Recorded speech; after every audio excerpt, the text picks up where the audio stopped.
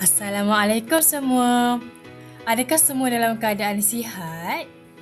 Waalaikumsalam, cikgu. Alhamdulillah, sihat macam biasa, cikgu. Alhamdulillah kalau begitu.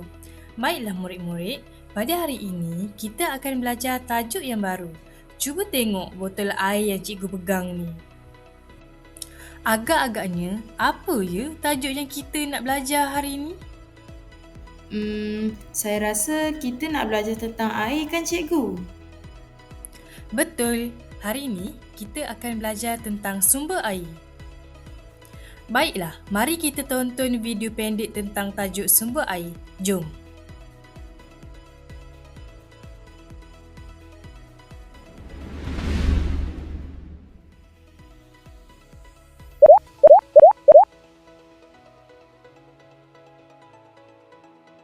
Hari ini, kita akan belajar tentang jenis-jenis sumber air.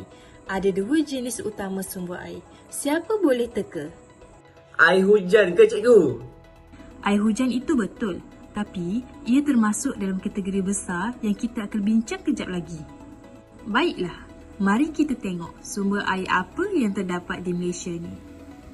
Jenis pertama ialah air permukaan. Contohnya, sungai dan tasik. Air ini kita boleh nampak dengan jelas di permukaan bumi. Oh, jadi kalau kita pergi berkelah di tepi sungai, itu sumber air permukaan lah ya, cikgu? Tepat sekali, sungai dan tasik sangat penting untuk kegunaan harian manusia. Jenis kedua pula ialah air bawah tanah. Air ini tersimpan di bawah permukaan bumi. Biasanya kita dapatkannya melalui perigi atau telaga. Macam telaga kat kampung saya tu ke cikgu?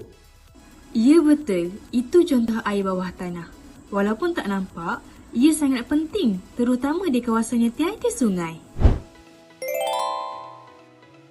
Punca krisis air di Malaysia.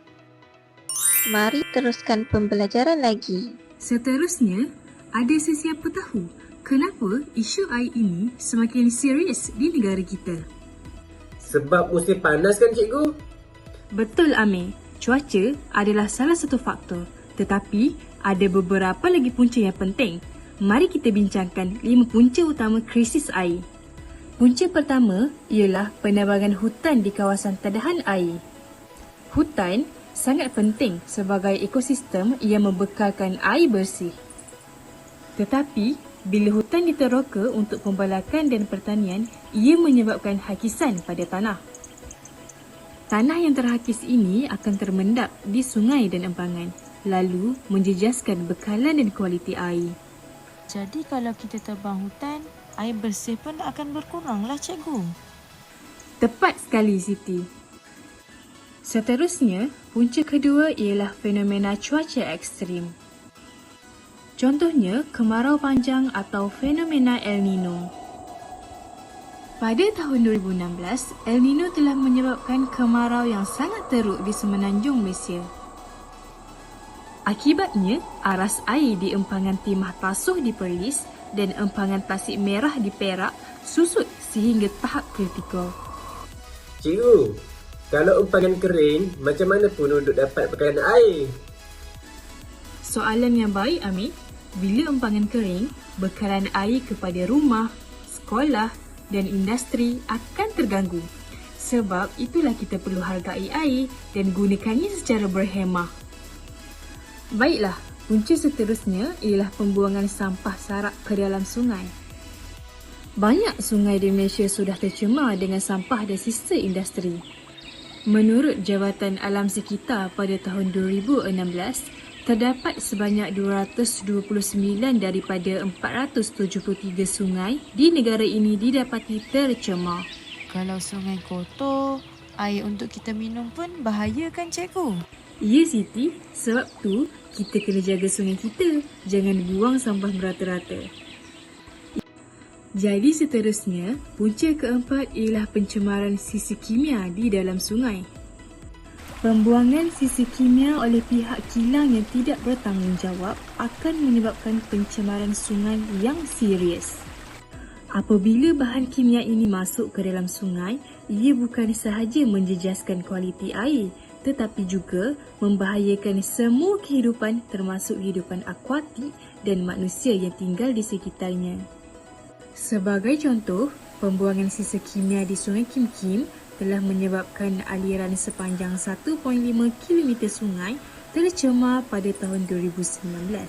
Kejadian ini telah menjejaskan kesihatan orang ramai yang tinggal di sekitar akibat pencemaran udara daripada gas kimia yang terhasil. Oh, jadi manusia akan turut terkena tempias akibat sisa kimia yang terdapat dalam sungai tu ya, cikgu? Tepat sekali Siti, sebab tu pihak kerajaan memainkan peranan penting dalam memperketatkan penguatkuasaan undang-undang dan melakukan siasatan terhadap aktiviti haram ini. Okey, seterusnya, punca terakhir krisis air ialah peningkatan populasi penduduk. Pertambahan penduduk bermaksud permintaan air juga semakin meningkat untuk kegunaan harian, pertanian dan industri. Pada tahun 2020, penduduk Malaysia dianggarkan berjumlah 35 juta orang. Kalau penduduk semakin ramai, adakah kita akan hadapi masalah kekurangan air pada masa hadapan, cikgu? Ya Amir, sebab itu kita semua perlu bijak menggunakan air dan mengelakkan pembaziran. Kesan-kesan krisis air di Malaysia.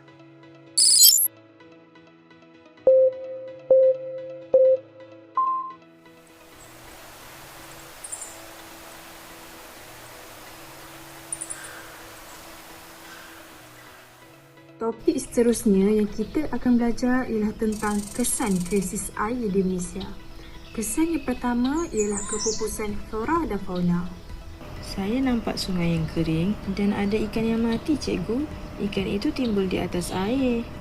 Ya betul, banyak ikan yang mati dan timbul di permukaan air. Menurut kamu, mengapa ikan-ikan ini mati? Mungkin kerana air sungai sudah kering, cikgu.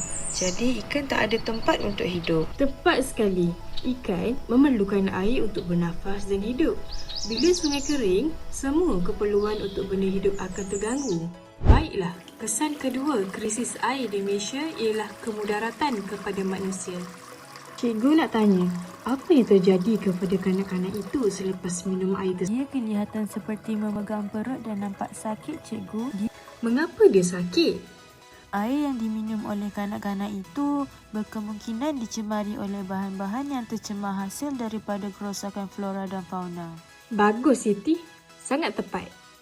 Seterusnya, kesan krisis air yang ketiga ialah kekurangan bekalan air bersih. Suasana pagi di sebuah flat kos rendah di Selangor yang bergelut dengan gangguan bekalan air dan akhirnya menjejaskan lebih 1 juta rumah di Lembah Kelang. Dah dekat 2 minggu asyik ambil air kat lori je. Cikgu, kenapa penduduk flat di Selangor bergelut sebegitu? Mereka sedang risau sebab susah nak mandi, masak dan basuh baju.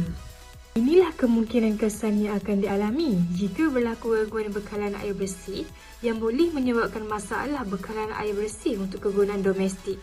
Okey, kesan krisis air yang terakhir pula ialah kesan ke atas tanah.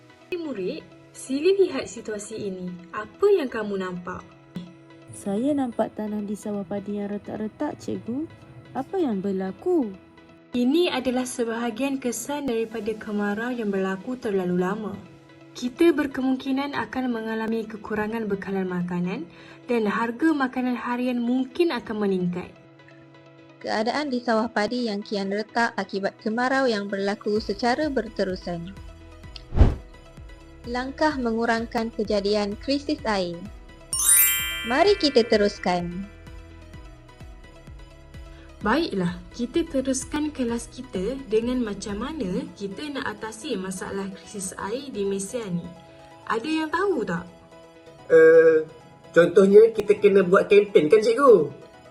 Betul, itu merupakan salah satu langkah yang boleh kita ambil bersama masyarakat. Jom kita bincang bersama untuk langkah-langkahnya. Mari kita lihat ada beberapa langkah yang boleh kita ambil di sini sebagai pencegahan. Langkah pertama untuk mengurangkan berlaku kejadian krisis air ialah melakukan pemeliharaan dan pemeliharaan kawasan tadahan air. Cikgu, apa itu kawasan tadahan air? Kawasan tadahan air ialah tempat air hujan dikumpul seperti hutan dan bukit. Kita mesti jaga kawasan ini daripada berlaku pembalakan dan pencemaran. Jadi, kalau kita tebang pokok, air tak dapat dikumpul ke cikgu? Tepat sekali. Pokok membantu untuk menyerap air dan juga elak banjir. Langkah ini sangat penting bagi penjagaan kawasan tadahan air supaya masyarakat merasa selesa dan selamat dengan adanya bekalan tadahan air yang bersih. Langkah kedua ialah penguatkuasaan undang-undang. Siapa tahu kenapa ini penting? Supaya orang tak buang sampah dalam sungai kan cikgu? Ya, undang-undang bantu kawal pencemaran dan penggunaan air secara adil. Jaga air kita ya semua. Langkah seterusnya untuk mengurangkan berlaku kejadian krisis air ialah melakukan rawatan air kumbahan. Air kumbahan tu, air kotor dari tandas dan dapur kan? Betul, air itu mesti dirawat terlebih dahulu sebelum dilepaskan ke dalam sungai. Kalau tidak, ia boleh mencemarkan sumber air kita. Ini adalah contoh bagaimana rawatan air kumbahan dilakukan. Baiklah, langkah ketiga untuk mengurangkan kejadian krisis air ialah meneroka air bawah tanah. Air bawah tanah tu macam air dari telaga ke cikgu? Ya, dan ia boleh digunakan semasa musim kemarau. Tetapi, kita mesti guna dengan bijak supaya tak habis. Oh, begitu. Baiklah, kami faham. Air bawah tanah adalah seperti air daripada perigi atau telaga. Sebelum kemudahan air sekarang yang mempunyai sistem saluran paip, dahulu air bersih diambil daripada perigi dan telaga yang dibina untuk kegunaan semua perkara. Langkah terakhir pula ialah kempen kesedaran. Cikgu nak tanya, siapa pernah sertai kempen alam sekitar? Saya pernah buat poster tentang jimat air cikgu. Bagus. Bila ramai tahu cara menjaga air, kita boleh elakkan krisis bersama-sama. Ini adalah contoh kempen kesedaran alam sekitar yang kita boleh buat untuk menjaga sumber air kita daripada berlaku krisis air. Terima kasih menonton. Ha, adik-adik, jom kita jawab kuis ini bersama-sama.